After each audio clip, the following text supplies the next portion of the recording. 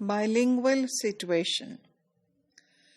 You might remember how languages operate in terms of power in monolingual situations, and now we will look at how languages operate in terms of power in bilingual situations. Now, the aspects of power relationships, the concept of linguistic market, linguistic hierarchy, either it is within a language, high or low variety, or whether it is between different languages, is true of bilingualism also. So in monolingualism, what we are doing is we are using the same language differently, but a different variety of language for different purposes, and that somehow sets up the linguistic hierarchy within that language. In bilingualism, what happens is we are choosing between different languages, between two or more languages, and we are assigning them different functions. And then we are valorizing or valuing those functions differently. We say, oh, this is has a higher status and this has a lower status. And the languages that we assign to a higher status or in the domain of the higher status become languages that somehow the learning of those languages becomes more important, and it gives you a sense of a higher status also. So when we are talking about social structure, and if you want to know how are different languages represented in a social structure, and how can you see that this use of different languages represents the social structure, you can see it by looking at the extent of the use of a certain language. What is the extent to which certain language is used? But not just this. What are the domains within which certain languages are used? And again, what are the functions that are assigned to it?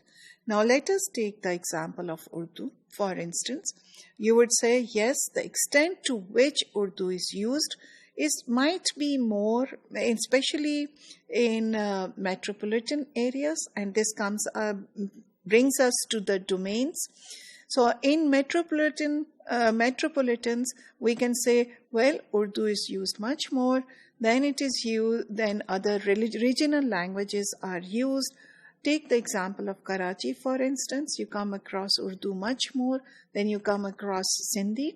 And so the domain, this metropolitan domain within which it is used, the workplace domain again, the educational institutions domain again, and then what functions are assigned to it. You will find that suddenly, although the extent of the use of Urdu is over there, yet when we come to domains and divide them into this value on a value stair, for instance, we would say, well, we value what is being done at the workplace more. We value more what is being done in the education. You will see that the functions that are assigned within those domains, suddenly English language comes in rather than Urdu. So Urdu is used more, yet when it comes to domains and functions, suddenly English takes over. So you go to a workplace, you have to make a presentation, then the presentation will be in English. So this is what defines the elite. So you come across the elite, they are very well versed in English language, defines the social structure. So somehow, it forces you to learn the language also. In monolingual situations, we have a diglossic situation. We'll talk about diglossia more. But within that, the varieties are clearly assigned different functions and different domains. Now, coming to language dynamics, it needs to be remembered that social networks definitely trigger change in language behavior. If you join a new job, if you belong to a rural area where more and more regional language is used in comparison with Urdu, you would somehow use more Urdu than the regional language. Not only this, interestingly, you might even talk to your children more in the dominant language rather than in the regional language. I came across several families in Sindh, in Karachi, who would say, well, even my child doesn't know how to speak in Sindhi because we always talk to the child in Urdu.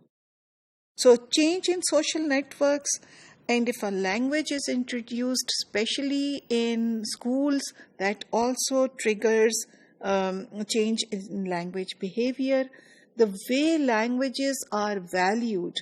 So languages can be seen as a capital, a valued capital. So people want to have capital or currency that has that they can exchange.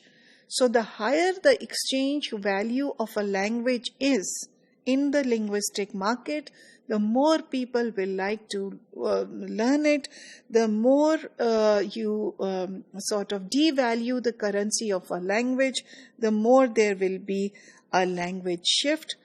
A language shift occurs across generations, and it is completed, the process is completed when simply that language is not passed on to the children.